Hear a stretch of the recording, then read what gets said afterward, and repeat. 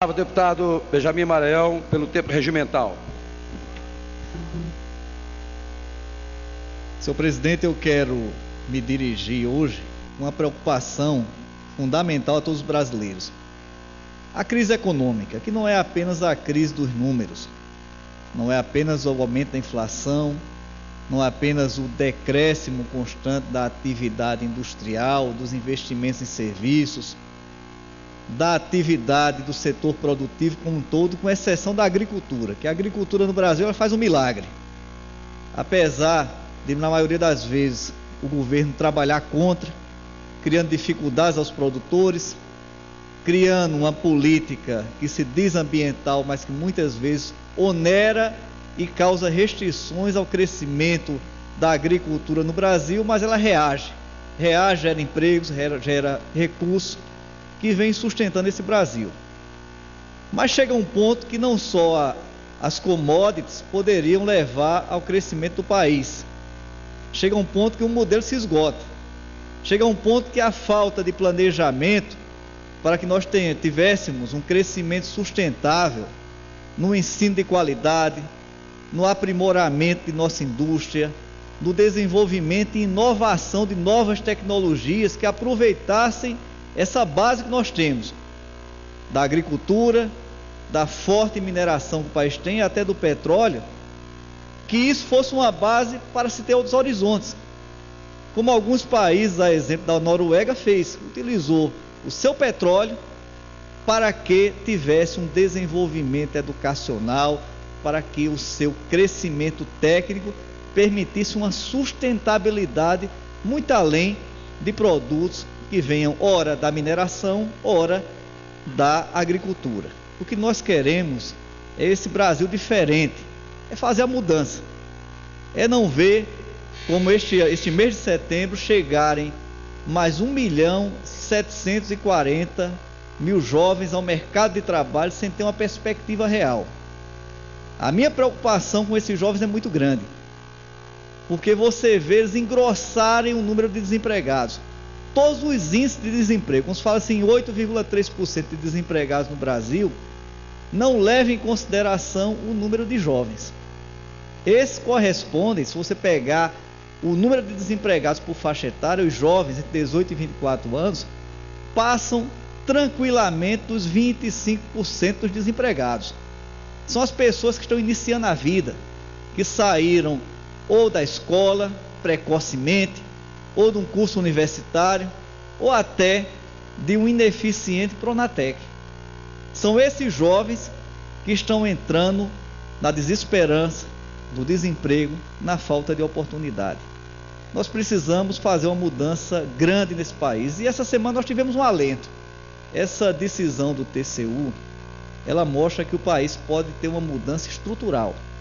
Ela mostra que todos são iguais perante a lei. Eu vi muito discurso de deputados do governo fazendo ataques desqualificados, de baixo calão, ao ministro Nardes, que é um homem de bem, foi parlamentar dessa casa. Nós convivemos com o ministro Nardes, uma pessoa que tem o caráter e a moral totalmente ilibada e, acima de tudo, preparado tecnicamente.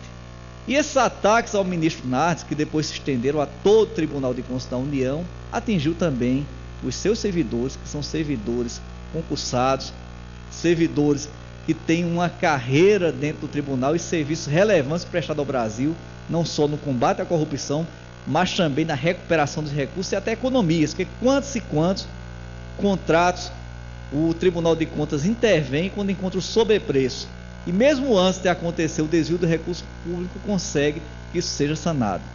Então, essa semana, o Tribunal de Contas, através do parecer do ministro Nardes, acompanhado por todos os ministros daquela corte, fez com que se trouxesse uma nova esperança para o Brasil, para mostrar que todos são iguais, que o mesmo TCU que julga os convênios, que julga os repasses que são feitos para um município lá do interior da Paraíba, ou da Bahia, ou do Rio Grande do Norte, ou do Rio Grande do Sul, é o mesmo TCU, os mesmos ministros, que tem a competência e que tem a independência, acima de tudo, de julgar as contas da Presidente da República.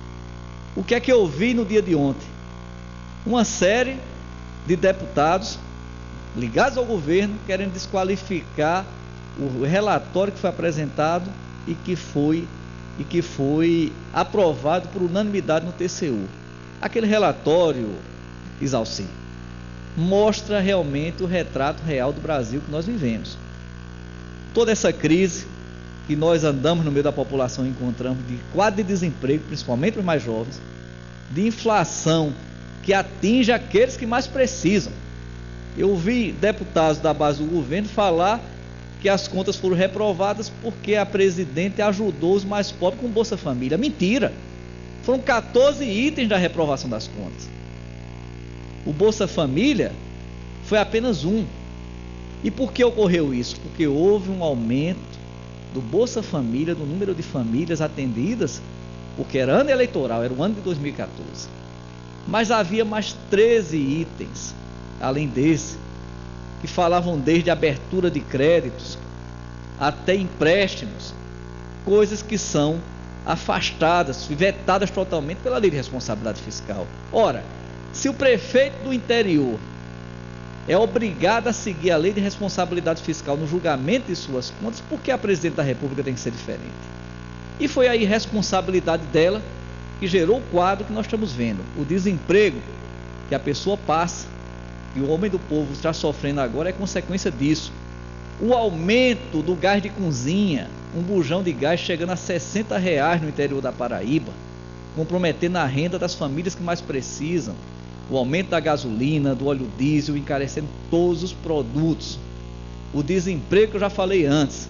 A falta de investimentos em programas que até são meritórios do governo federal, como Minha Casa Minha Vida. A falta que está se levando as famílias até abandonarem o ensino superior, no caso do FIES. E o abandono de nossas universidades. Nós estamos vendo uma greve, como há muitos e muitos anos não eram vistas as universidades federais, em decorrência da falta de investimento em educação que vários outros parlamentares que são da oposição relataram. É a decisão dessa semana, deputado Isalci, nesse final de sessão de hoje, nós que somos ocupados em várias reuniões, eu não poderia deixar de registrar nessa minha fala, essa decisão do TCU, ela espelha, acima de tudo, a realidade do Brasil real, a realidade do feirante, quando nós chegamos e conversamos com um pequeno comerciante, com um feirante, quando conversamos com um pequeno empreendedor que está tendo que fechar o seu negócio, do jovem que está desempregado, da família que tem dificuldade de pagar a conta de energia, da família que tem dificuldade em comprar um bujão de gás e fazer a sua feira. É essa a realidade do Brasil real que os ministros do Tribunal de Contas da União mostraram as origens com aquele relatório que foi aprovado ontem. Então era esse o registro que eu queria fazer. Mesmo no final de sessão, nós sabemos que tudo que aqui é dito é transmitido para a população, até para que as pessoas vejam através da TV Câmara um discurso esclarecedor do que é que está acontecendo. Quando algum deputado do PT vem dizer, não, mas a presidente não está sendo condenada pelo TCU por roubalheira.